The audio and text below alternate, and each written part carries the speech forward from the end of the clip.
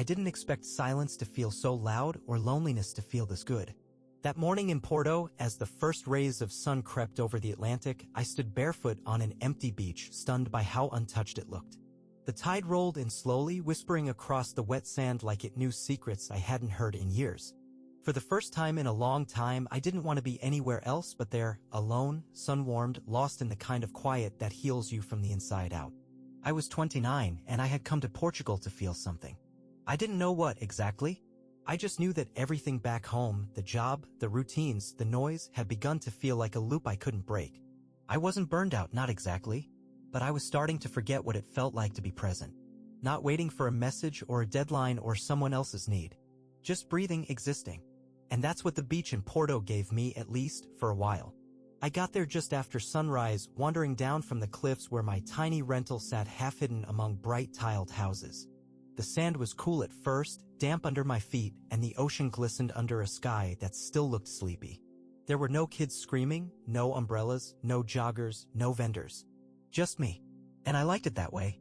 I spread out my towel, stripped off my shirt, and let the warmth of the rising sun seep into my skin. I didn't even need music. The waves had rhythm. The breeze had melody. And the occasional cry of a seagull reminded me I wasn't dreaming. It was perfect. For a while, I lay there with my eyes half closed, watching the clouds shift, listening to the sea speak. My mind went quiet. My body let go of its usual tension. It felt almost holy, like I'd stepped out of time into a place made just for me. Then I heard footsteps. Soft, deliberate. Barefoot, like mine. I opened my eyes and blinked against the sun. A man was walking toward me from the far end of the beach, his figure slow-moving against the light. He didn't have a towel or a backpack. Just a loose white linen shirt, navy shorts, and the kind of posture that said he was comfortable in his body. I looked away quickly, not wanting to stare. But something about him pulled at my focus like a tide. He didn't walk past me. He stopped just a few feet away, scanning the shoreline like he was searching for the right spot. Then, without a word, he sat down, not right next to me, but close enough that I could hear him exhale. I glanced over, trying not to be obvious. He had dark hair, tousled by the breeze, and a short beard that gave his jaw a defined edge. His skin was olive-toned, sun-kissed, and his legs were long, stretched out in the sand like he belonged there. He didn't look at me right away. He just stared out at the water like I had before. And something in me shifted. I didn't feel invaded. I felt seen. Not in the way that demands attention, but in the way that makes you want to share space. Eventually, he turned his head slightly, met my gaze, and smiled, soft, unforced, like we'd met before in some other life. Didn't mean to crash your peace, he said, his voice low and laced with an accent I couldn't place at first, Portuguese, with something else. You didn't, I replied. It's nice, actually, not being the only one. He nodded, brushing his fingers across the sand beside him. I live just up the hill. Come here when I can't sleep. You live here? Born in Lisbon. Moved up last year. Name's Andre. I'm Nathan, I said, and offered my hand. He shook it firm, warm, grounding.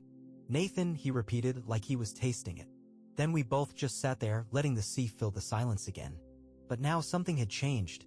We didn't speak much after that first exchange, not at first. There was something almost sacred about the silence between us, the way the ocean filled it without asking for permission. But every so often our eyes would meet again, and there was an ease in it. No awkwardness. Just quiet understanding. Andre shifted in the sand, leaning back on his palms, and tilted his head toward me. You're not from here. I shook my head, smiling. California. First time in Portugal. Ah, he said, his smile deepening. Then this morning is a good one to remember. I laughed gently. It already is. A breeze moved through, brushing over our bare arms and tugging at the collar of his shirt. His skin caught the light in a way that made it impossible not to look golden and smooth, like he'd been carved from summer itself. I noticed the way his fingers toyed with the sand, absent-mindedly tracing little lines like he was grounding himself there. I come down here when I need to clear my head, he said, eyes on the sea. Sometimes I forget how lucky I am to have this. I get it, I replied. Back home, beaches are crowded by 7. I haven't felt this kind of stillness in a long time. He nodded slowly. You seem like someone who's been holding their breath. The comment caught me off guard, not because it was wrong, but because it was true. Yeah, I said after a moment. Maybe I have. He looked at me again, more directly this time. His gaze wasn't intense, it was gentle, curious, like he wasn't trying to figure me out but simply see me. You don't have to hear, he said. That sentence lingered in the air, heavier than it seemed. I didn't know how to respond, but something inside me softened at his words. I shifted, turning slightly toward him, our knees just barely aligned now. Close, but not quite touching. You come here often? I asked, trying to steady my voice.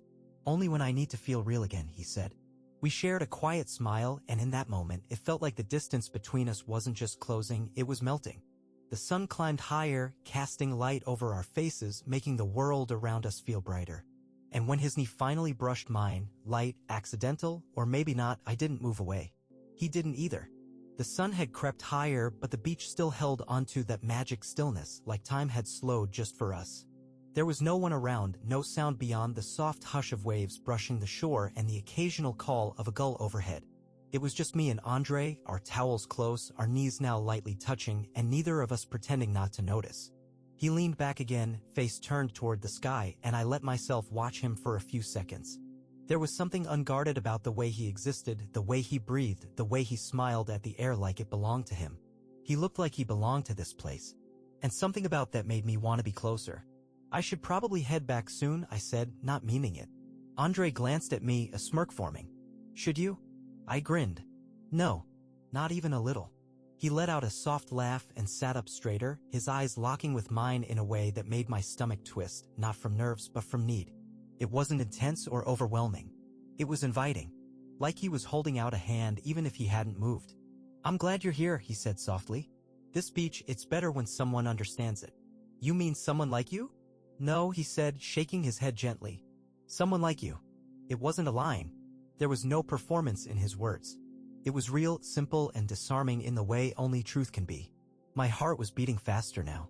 I could feel it in my throat, in my fingers, in the small inch of space where his skin met mine. And then he reached out. He didn't touch my hand. He touched my face, just the side of my jaw, the brush of his knuckles soft against my skin. I exhaled slowly, not even realizing I'd been holding my breath.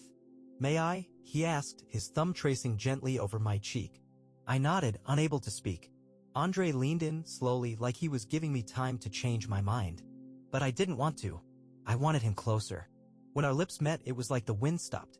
The world faded to ocean and sand and skin. His mouth was warm, his kiss unhurried. He didn't rush anything, just let the kiss deepen little by little, his fingers slipping behind my neck, anchoring me in a way that felt both grounding and dizzying. I kissed him back, fully, completely, with no more doubt left in me. His hand moved down to my chest, resting over my heart like he needed to feel it beat. I touched his waist, his back, pulled him closer until we were half reclining on the towel, tangled in sunlight and heat. There was no one around. Just us. The wind. The sea. His hands exploring my body with reverence, with tenderness. Our breath quickened as his kisses moved from my mouth to my neck, to my shoulder. Every part of me responded to him like I'd known him far longer than I had. We stayed like that, wrapped around each other, his fingers trailing along my skin, lips brushing places that made me sigh into his ear. It wasn't just lust. It was something else, something slower, more sacred. A discovery we were making together. When we finally pulled apart, our foreheads touched, our legs still tangled, and Andre let out a low breath. That, he whispered, eyes still closed, was exactly what I didn't know I needed. I smiled, brushing his hair away from his face. Me too. We didn't move for a while. The wind played gently with our hair, and the waves kept lapping the shore like a lullaby, slow and endless. Andre's head rested on my chest, one arm lazily draped across my stomach as if he belonged there. And maybe in that moment, he did.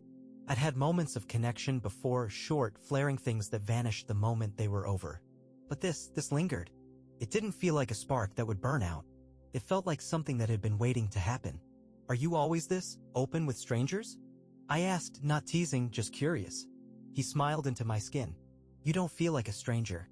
That made something shift in my chest, a quiet warmth blooming just behind my ribs. Still, I said, trailing my fingers along the back of his arm, this isn't exactly something I expected on a solo trip to Portugal. He looked up at me, propped on one elbow now. Neither did I. But maybe we both needed this.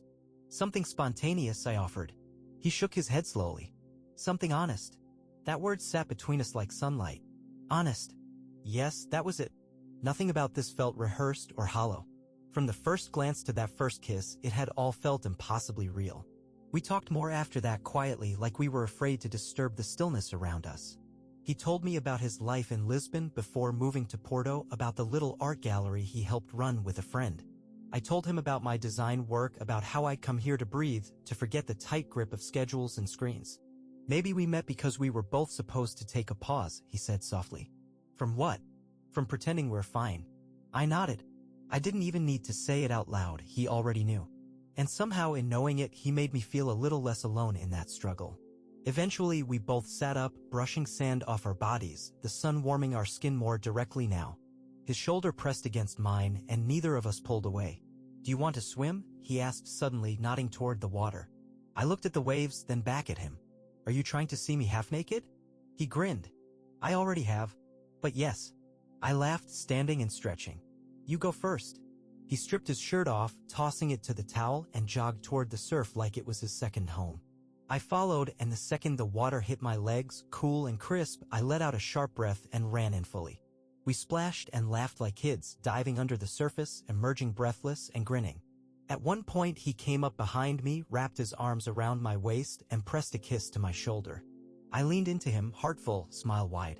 There was no audience, no expectations, just two people who met in silence and stayed because it felt like peace. Later, lying on the towels again, the sun drying our skin, he reached over and laced our fingers together. I don't want this to be just a beach memory, he said. It doesn't have to be, I answered. And we both knew somehow it wouldn't be. By the time we left the beach, the world had woken up again. Somewhere in the distance, we could hear the low hum of traffic, the far-off voices of people on their morning walks, and the clink of dishes from cafes starting their day. But we walked slowly, barefoot, along the path back toward the hill, carrying our shoes in one hand and the silence between us in the other. Andre led the way, his shoulder brushing mine every few steps, like a tether to reality, or maybe to something better than it. His place was a short walk from the beach, tucked behind a wall of flowering vines and shaded by a terrace full of plants. It looked like it had grown from the earth itself, weathered and warm. Inside, it was small but beautiful, books stacked on windowsills, a worn sofa draped in a light throw, and watercolor paintings scattered across the walls. It smelled faintly of lemon and coffee, and it felt like him, quietly alive, unexpected, comforting. You can shower if you want, he said, tossing his keys into a bowl near the door. Towels are just there. I paused, watching the way he moved through his space so naturally, like he'd already folded me into it without question. I'd like to stay a little longer, I said, voice lower than I meant it to be. He met my eyes with a soft smile. I was hoping you would. We ended up in the kitchen, sitting side by side at the tiny wooden table with 2 mugs of strong coffee. Outside, the sky had turned a brighter blue and the world beyond the windows had resumed its rhythm, but we were still in ours. He told me about his first love, a boy he met when he was 20 and studying in Madrid. I told him about the man I once thought I'd marry, how it ended quietly, painfully, like sand slipping through fingers. Sometimes it's easier not to need anyone, I said. But it's not better. Andre reached out and touched my hand, not urgently, not even emotionally. Just simply. As if to say, I'm here now. When the mugs were empty and the conversation had settled into a warm quiet, we moved to the sofa. I lay back, head resting on his thigh as he absent-mindedly played with my hair, and we both drifted into a sort of stillness that felt deeper than sleep. A kind of rest that only comes when your guard is finally down. Later, when the light began to shift and the day stretched on, I sat up and turned to face him. His fingers slid gently along my jaw, and he kissed me again, slowly, deliberately. It wasn't hungry like on the beach. It was intentional. Like a promise. There was something beautiful in how we let it unfold from there, soft touches, the peeling away of fabric not out of urgency but out of trust. The bed was narrow and the sheets a little sun-worn, but it was the safest place I'd been in a long time. We moved slowly, memorizing skin, breath, sound. He kissed every part of me like it mattered. And when our bodies pressed together in rhythm, when we finally let go into each other completely, it felt more like belonging than anything else. Afterward, we lay tangled in the quiet. My hand resting over his chest, his fingers tracing lines along my back. We didn't speak much, we didn't have to. I could feel what he felt in the way he held me. I had planned this trip to disappear for a while. But somehow I'd been found. I stayed longer than I planned. One morning turned into 2 and then into something else entirely, not quite a vacation romance, but not yet something I had words for. It was easy. Natural. We cooked eggs in the tiny kitchen, took walks through the quiet, sloping streets of Porto, and sat on the same beach again in the evenings, just listening to the waves like they were telling our story back to us. Andre wasn't the kind of man who talked in grand gestures or overthought everything. He just existed beside me fully, like a presence that didn't need explaining. He made space for my thoughts without pushing, and when he touched me, even casually, I felt it for hours after. On my last night in the city, we sat outside on his terrace, a blanket wrapped around both of us, 2 glasses of Vinho Verde in hand. The moon was hanging low above the rooftops, casting a silver glow on the uneven stones, and it made everything feel like a moment outside of time. "I don't know what this has been," I said quietly, not looking at him. "But I don't want it to end." Andre didn't say anything for a moment. Then he reached for my hand under the blanket and laced our fingers together, just like he did on the beach. "It doesn't have to end," he said. "Not if you don't want it to." I turned to him then, and there was something in his expression that made my chest ache. Not sadness, hope. The same kind I buried months ago when I told myself to stop chasing things that couldn't last. "Do you really mean that?" I asked, my voice barely above a whisper. He nodded. "I do. I don't know where it goes, but I know I'd regret it if we didn't try." That night when we made love again, it wasn't about fire or heat. It was about staying in the moment, in each other's arms, in whatever it was we were building together. His touch was familiar now and yet somehow still new. Every kiss felt like a map of something bigger. Something lasting. When morning came and the sun rose soft and golden through the windows, we didn't say goodbye. We said, "See you soon." At the airport, I sat by the window waiting for my flight, phone in hand. Just before boarding, a message came through. "Andre, the beach already feels too quiet without you." I smiled, staring at the screen. I'll be back. And maybe next time, we won't be strangers at all." He replied instantly. "Andre, you never were." As the plane lifted into the sky, I looked down at the city that had surprised me in every way. I thought I came here to escape, to disappear. But instead, I had found something rare. A connection I hadn't expected. A man I wasn't looking for. And a story I wasn't ready to stop writing. Not yet.